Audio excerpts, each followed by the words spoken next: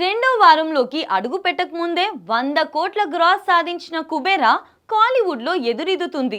ధనుష్ లాంటి star hero ఉన్నప్పటికీ ఇలా జరగడం ఆశ్చర్యం కలిగించే విషయం.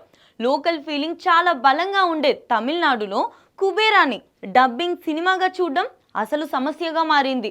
రెండు భాషల్లో సమాంతరంగా తీసామని టీం చెప్పినప్పటికీ అక్కడ జనం నమ్మలేదు.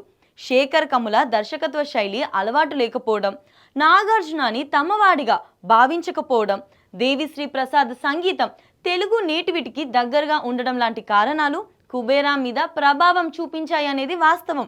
తమిళ్ ప్రేక్షకులు తెలుగు సినిమాలను సీరియస్గా పట్టించుకున్న దాఖలాలు చాలా తక్కువ. బాహుబలి, RRR లాంటి విజువల్ గ్రాండియస్ మాత్రమే మినహాయింపుగా నిలుస్తాయి. మన దగ్గర రికార్డులు బద్దలు కొట్టిన మగధీర అక్కడ జస్ట్ హిట్ అనిపించుకుంది.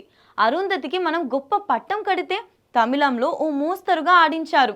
చిరంజీవి నుంచి పవన్ కళ్యాణ్ దాకా ఎవ్వరికి తమిళనాడులో పెద్ద మార్కెట్ లేదు. అల్లు అర్జున్కి కేరళలో ఫాలోయింగ్ ఉంది కానీ తమిళనాడులో లేదు. మహేష్ బాబు మీద మన వైపు కనిపించే ఆరాధనలో పావంతు తమిళనాడులో చూడలేం. రియాలిటీని ప్రతిబింబించే ఎగ్జాంపుల్స్ ఇవి. కానీ టాలీవుడ్ ఆడియన్స్ ఏనాడు అలాంటి భేదాలు చూపించలేదు.